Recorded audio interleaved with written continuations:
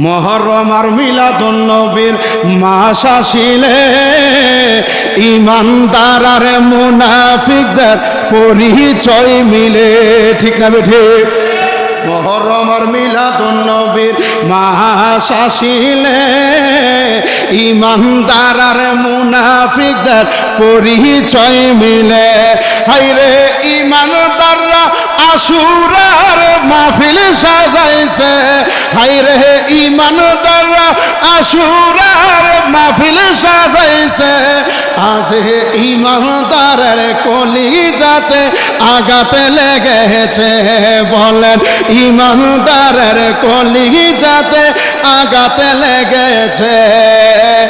ইমাম হোসেন কারবালাতে শহীদ হয়েছে, আজ ঈমানদারের কলিজাতে আঘাত লেগেছে। নবীজির রওজা মুবারকের মধ্যে এখনো রব্বি হাবুলিয়া উম্মতি বলে কান্না করেছেন।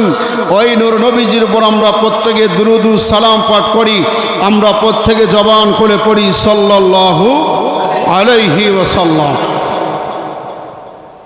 আজকে পবিত্র মুহররমের প্রথম জুমায়, মুহররমের চাঁদে আমরা আহলে বায়তের আলোচনা, আহলে বায়তের সম্পর্কে আলোচনা শুনব।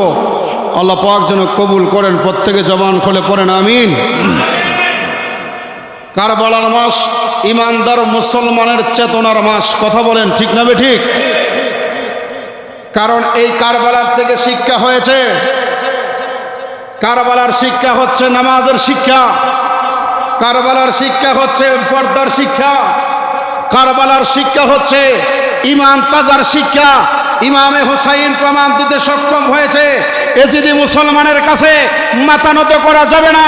যদিও জীবন চলে যায়, জীবন চলে যাবে, কোনো অসুবিধা নাই, কিন্তু জীবন গেলে জীবন আসবে, ঈমান গেলে ঈমান আসবে।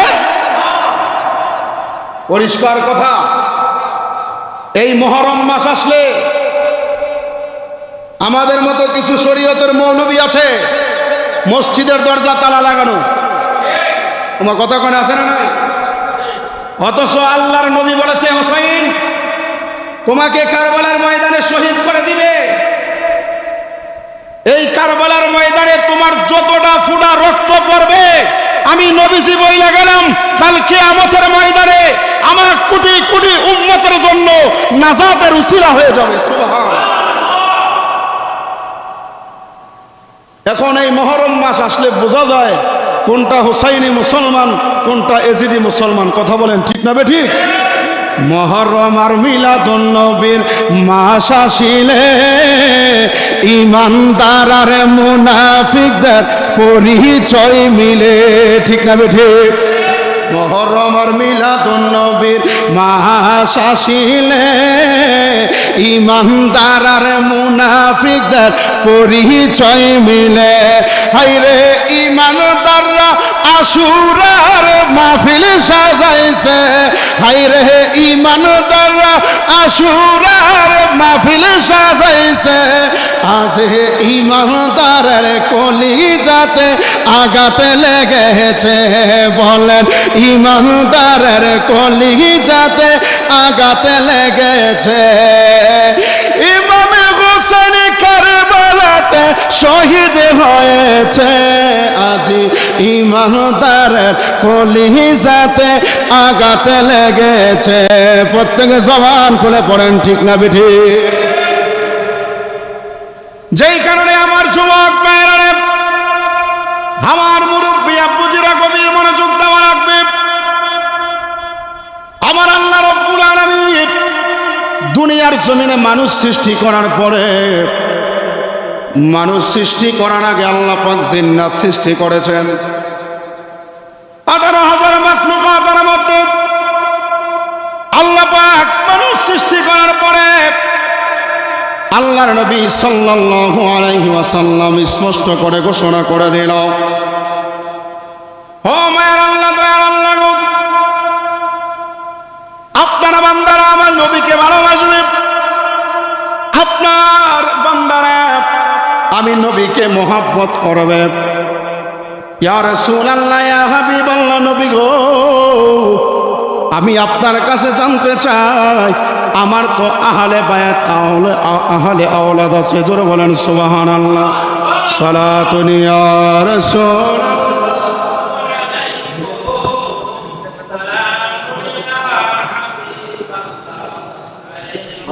সালাতুন ইয়া রাসূলাল্লাহ,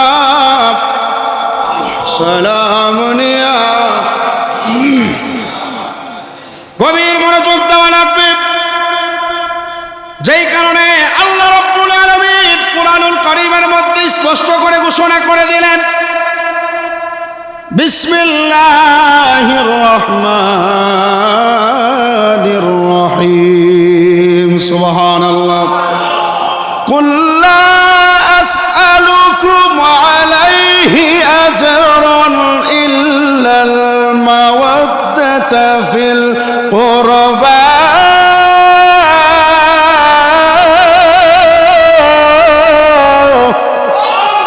আল্লাহু আকবার।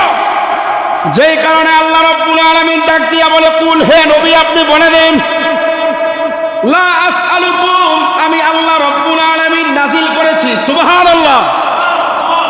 যেই কারণে আল্লাহ বলেছে, ইয়া রাসূলুল্লাহ, ইয়া হাবিবাল্লাহ, নবী গো, কুল লা আসআলুকুম আলাইহি আজরান ইল্লাল মাওয়াদ্দাতা ফিল কুরবা। আপনি নবীজি আমার কাছে বলছেন, কিন্তু আপনি নবীর জি তো আহলে আওলাদ আছে, আহলে বায়াত আছে। যেই কারণে শুধু আপনি নবীকে আপনার উম্মতেরা ভালোবাসলে হবে না, আপনি নবীকে যারা ভালোবাসে তারা যেন আহলে বায়াত পাক পাঞ্জাতনকেও ভালোবাসে। জোরে জোরে বলেন সুবহানাল্লাহ।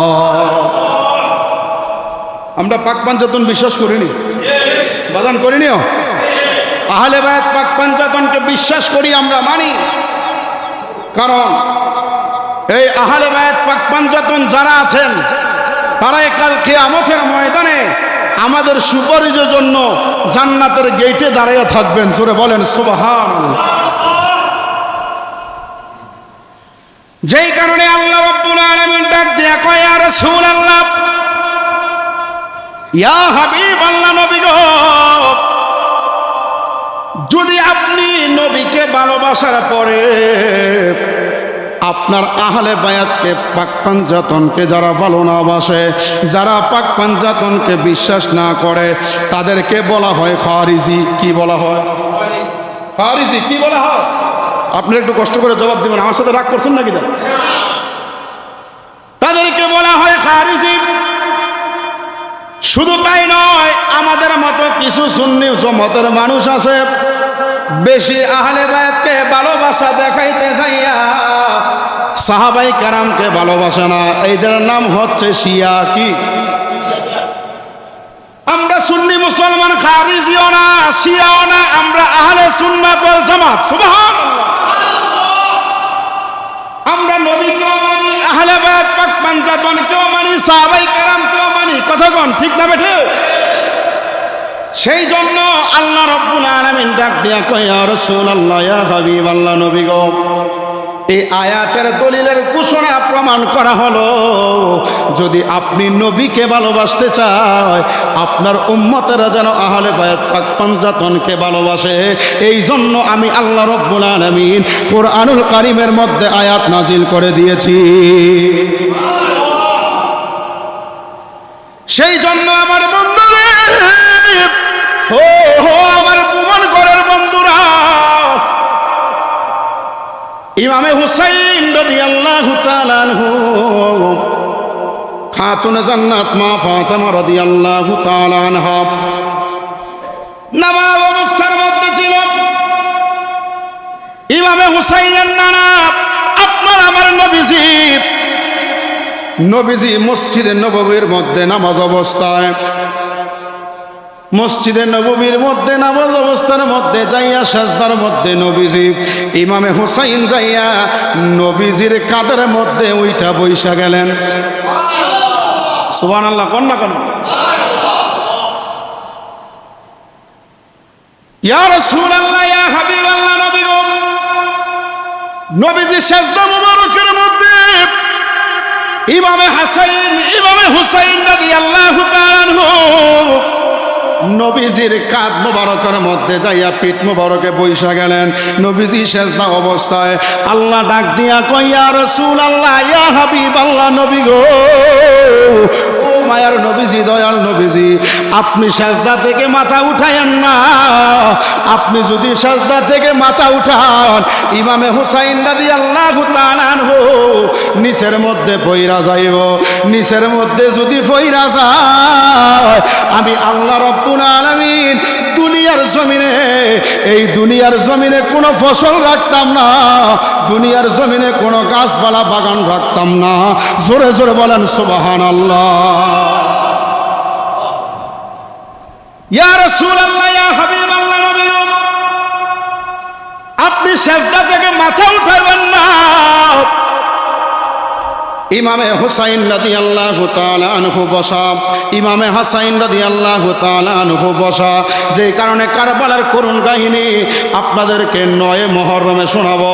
মসজিদে মিলাদ মাহফিল, সেই জন্য 9 মুহররম বুধবার রাত্র এই জায়গার মধ্যে যেহেতু আহলে বায়াতের সম্পর্ক থেকে শুরু করা যায়, এই জন্য বলতে চাইছিলাম বাবারে, নবী ডাক দিয়া কয়, নবী যখন সুবহান রাব্বিয়াল আলা বলে একবার একবার করে পড়তে পড়তে 72 বার পড়েছে। 72 বার পড়ার পরে ইমাম হাসাইন হুসাইন নবীজির পিঠ মুবারক থেকে নেমে গেলে। জোরে বলেন সুবহানাল্লাহ। অনেক লম্বা ইতিহাস বাবারে, 72 জন নবীজির 72 বার সুবহানাল্লাহ সুবহান রাব্বিয়াল আলা বলার কারণ হলো ওই কারবালার ময়দানে ইমামে হুসাইনের সৈনিক ছিল 72 জন কাফেলা, আর এজিদরার কাফেলা ছিল 22,000। কিছু কিতাবের মধ্যে আছে 26,000। এখন 26,000 বেশি না 72 বেশি? কেউ 26,000 বেশি না? কারণ তারা তো মুসলমান ছিল, তাদের মধ্যে কোরআনের হাফেজ আছে, তাদের মধ্যে মুফতি আছে, মুহাদ্দিস আছে, টুফি আছে, ফাকরি আছে, দাড়ি আছে, লম্বা জুব্বা আছে। ইমামে হুসাইন কয়, হায়রে নবীর নাতি ইমামে হুসাইনকে জব করবি, কোনো অসুবিধা নাই। তোরা বলছো ইমামে হুসাইন রাদিয়াল্লাহু তাআলা আনহুকে যারা অনুকরণ করবে তারা কাল কিয়ামতের ময়দানে দুজকে যাবে। না না, আমরা তোমার কাছে ঈমান বিক্রি করতে রাজি না। যিনি ঈমানের মূল আমার নানা নবী মুহাম্মদুর রাসূলুল্লাহ সাল্লাল্লাহু আলাইহি ওয়াসাল্লাম। জোরে বলেন সুবহানাল্লাহ। প্রয়োজনে গলা কাইটটা কল্লা আলাদা করে দাও, কোনো অসুবিধা নাই। তোমাদের কাছে ঈমান বিক্রি করা যাবে। সেই জন্য আমাদের মধ্যে এমন সমাজের মানুষ এই মুনাফিকের গোষ্ঠীদেরকে, এজিদের গোষ্ঠীদেরকে তারা এজিদ রাদিয়াল্লাহু তাআলা আনহু বলে ঘোষণা দেয়। জোরে কন নাউজুবিল্লাহ। যেই কারণে ইমামে হুসাইন রাদিয়াল্লাহু তাআলা আনহু এই 72 জন সৈনিক করার কারণ হলো ইমামে হুসাইনের আহলে আওলাদ যারা আছে, ভাই বোন ছেলে পুত্র যারা আছে, প্রত্যেকের একটা কাফেলা ছিল 72 জন, আর ওই দিক দিয়া ছিল 26,000 কাফেলা, 22,000 কাফেলা। যেই কারণে আল্লাহর নবী সাল্লাল্লাহু আলাইহি ওয়াসাল্লাম সেজদা থেকে মাথা উঠাইয়া, ওই দিন সময় ঈদুল আজহার দিন ছিল, যেই কোনো একটা ঈদ ছিল, ঈদের দিন নবী ডাক দিয়া কয়, ও ইমামে হাসাইন, ও হুসাইন, তোমরা আমি নবীজির পিঠ মুবারকের মধ্যে বসার কারণ কি? ইমাম হাসান হুসাইন ডাক দিয়া কয়, নবী, ও মায়ার নবীজি, দুনিয়ার মানুষ কত সুন্দর পোশাক পরে, দুনিয়ার জমিনে এই মসজিদের নববীর আশেপাশে দেখলাম গো নবী, ঘরের মধ্যে কুরমা ফলাও আয়োজন করেছে, ঘরের মধ্যে সন্তানরা নতুন জামা পরছে গো নবী, আমাদেরকে কি নতুন পোশাক কিনা দিবেন না? সুবহানাল্লাহ। ইমামে হাসান হুসাইন রাদিয়াল্লাহু তাআলা ডাক দিয়ে কয়, ইয়া রাসূলুল্লাহ, ও না না, আমাদেরকে কি নতুন পোশাক কিনা দিবেন না? এই দিক দিয়া নবীজি ডাক দিয়া কই, হুসাইন, ও হুসাইন রে, তোমরা টেনশন করার কোনো প্রয়োজন নাই। তোমাদের পোশাক তোমার মার কাছে চইলা যাও, তোমার মার কাছে যাইয়া দেখবা তোমার নতুন পোশাক। চলে আসলো খাতুনে জান্নাত মা ফাতেমার কাছে।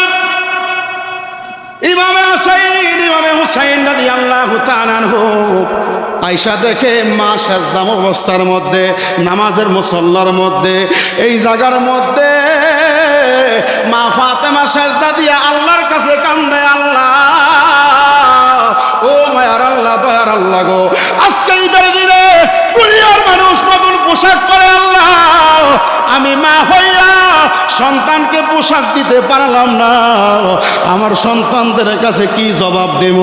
আল্লাহ ডাক দিয়া কয়, জিবরাইল, ও জিবরাইল, জান্নাত থেকে দুইটা পোশাক লইয়া যা, একটা সবুজ পোশাক লইয়া যা, একটা লাল পোশাক লইয়া যা, নিয়া মা ফাতেমা যেই নামাজের মুসল্লার মধ্যে নামাজ পড়ে, ওই মুসল্লার নিচে জামাগুলা নিয়ে রাইখা দাও।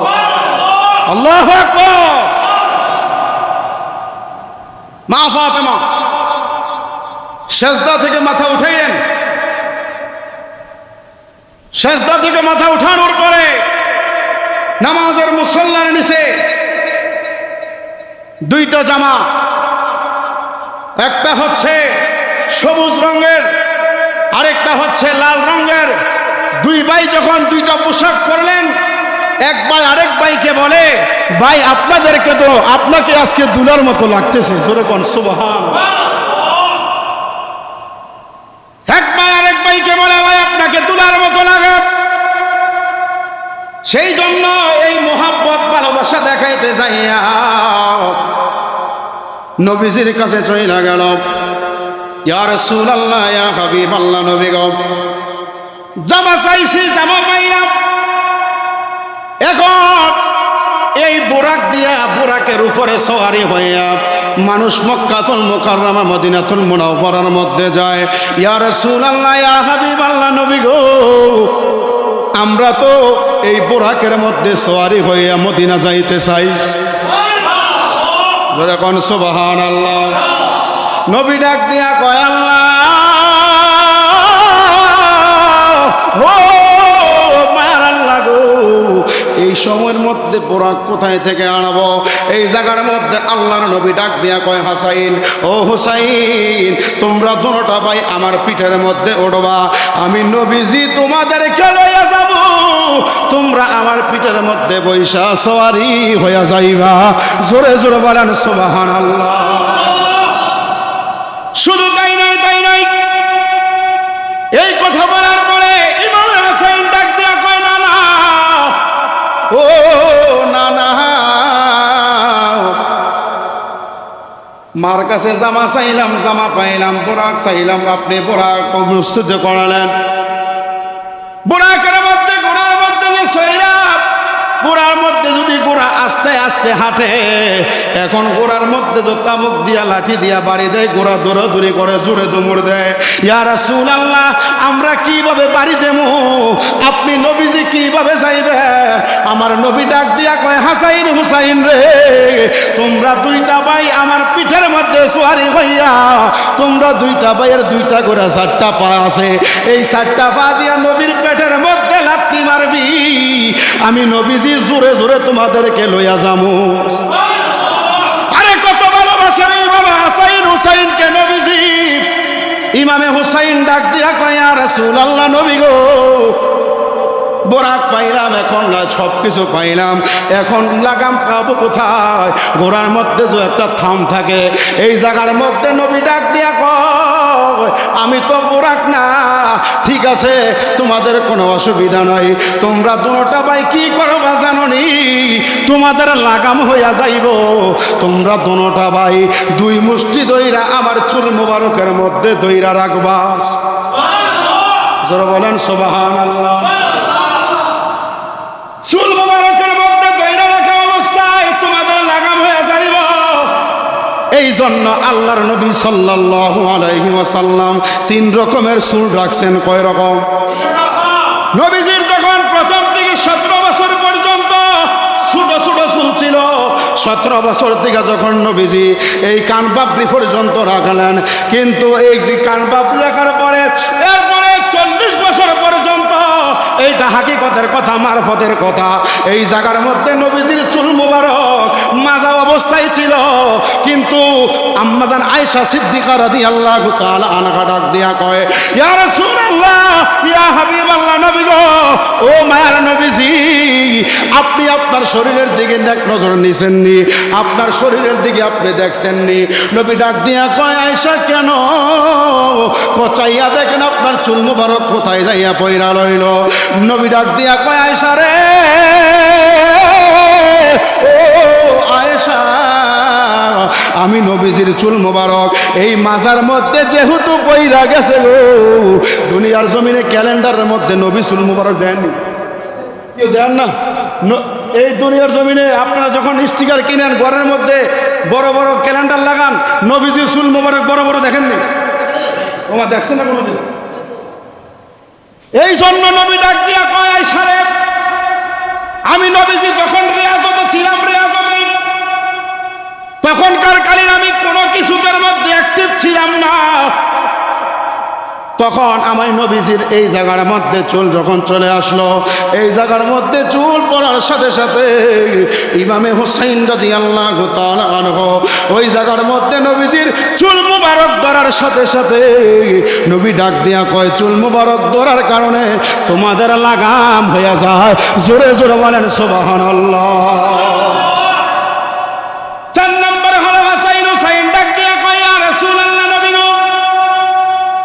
মার কাছে পোশাক চাইলাম, পোশাক পাইলাম, বোরাক চাইছি, বোরাক পাইছি।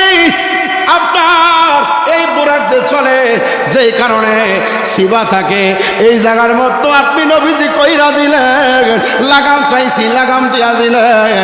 এখন শুধু লাস্ট সিদ্ধান্ত, শুধু থাম চাই, থাম চাই, আপনি শুধু থাম দিবেন। থাম মানে হচ্ছে নবীজি আল্লাহর দরবারে যাইব। ইমামে হুসাইন রাদিয়াল্লাহু তাআলা আনহু রওজা মুবারকের থেকে দোয়া করব। ওই জায়গার মধ্যে আমার নবীজি ডাক দিয়া কয়, আমি লাগাম পাবো কোথায় থেকে? আল্লাহ ডাক দিয়া কয়, জিবরাইল, ও জিবরাইল, যাইবি, যাইয়া আমি বন্ধু নবীজির এই মুখ মুবারক মুবারক মুবারক মুবারক মুখের মধ্যে এইভাবে ধরবি। আমি নবীজির এই জায়গার মধ্যে ধরার সাথে সাথে একটা শব্দ বাইর হইল। এই শব্দ বলার সাথে সাথে উম্মতি মুহাম্মাদের জন্য নবী দোয়া মদিনা শরীফে করবে। আরো জোরে বলেন সুবহানাল্লাহ। এই কথা বলার পরে রওজা মুবারকের মধ্যে চলে গেল ইমামে হুসাইন রাদিয়াল্লাহু তাআলা আনহু।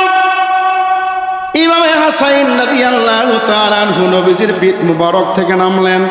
নবীজি অনেক লম্বা আলোচনা সমাপ্ত করে দেব। এখন নবী ডাক দিয়া কয়, ও হাসাইন, আজকে যে এই সবুজ রঙের পোশাকটা পরছো, তোমার কাছে কত মায়া লাগে, তোমারে কত সুন্দর লাগে। ইমামে হুসাইন যখন লাল রঙের পোশাকটা পরালেন, লাল রঙের পোশাক পরার সাথে সাথে রে ইমামে হুসাইনকে নবী ডাক দিয়া কয়, হুসাইন, তোমাকে কত সুন্দর লাগে। এই কথাটা বলার সাথে সাথে নবীজির দুই মুবারক চোখ মুবারক দিয়া পানি টলবল টলবল করে জমিনের মধ্যে পড়তে লাগলো। এই জায়গার মধ্যে হুসাইন ডাক দিয়া কয়, না না, কেন কান্দে? নবীজি ডাক দিয়া কয়, হাসাইন রে, তুমি আমার বুকে আসো। ইমামে হুসাইনকে কয়, আমার বুকে আসো।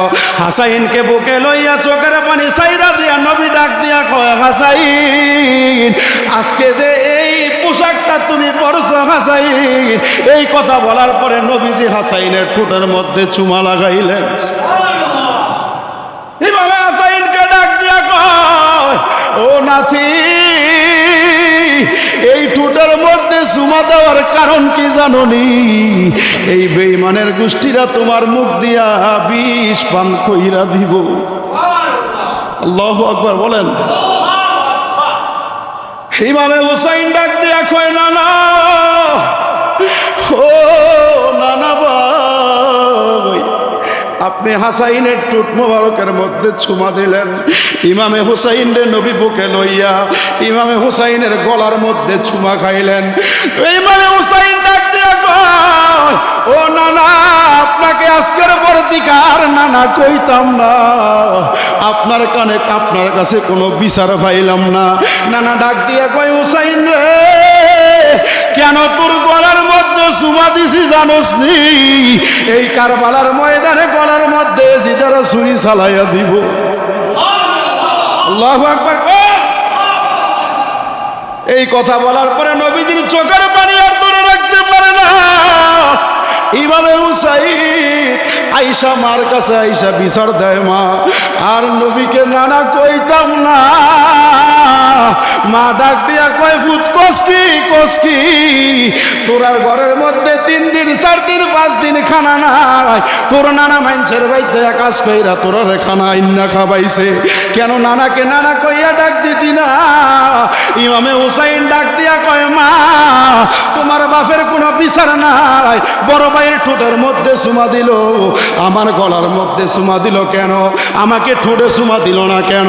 মা ফাতেমা ডাক দিয়া কয়, পুত্রে, তোর নানা জানে তোর ভাইয়ের ওই কারবালার ময়দানে বিষ পান কইরা দিব রে মুখ দিয়া, এই জন্য ঠোঁটের মধ্যে চুমা লাগাইছে। ও হুসাইন, তোর গলার মধ্যে যে ছুরি চালাইয়া দিব তোর নানা তো জানে, এই জন্য তোমার গলার মধ্যে নবীজি চুমা খাইছে। অনেক লম্বা আলোচনা, আপনাদেরকে মনোযোগভাবে শোনাবো, আল্লাহ যদি কবুল করেন।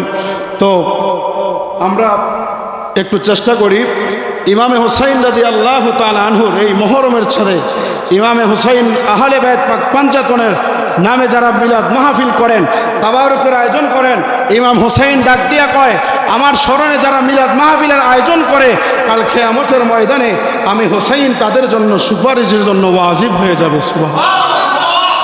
তো আমরা সবাই 10 মুহররম পরে বৃহস্পতিবার, তো 9 মুহররম পরে বুধবার, তো বুধবার দিবাগত রাত্রে আমরা মিলাদ মাহফিল করব। আল্লাহ পাক যেন কবুল করেন। এখন যে মিলাদ মাহফিল করব, তাবারুকের ব্যবস্থা দরকার আছে না?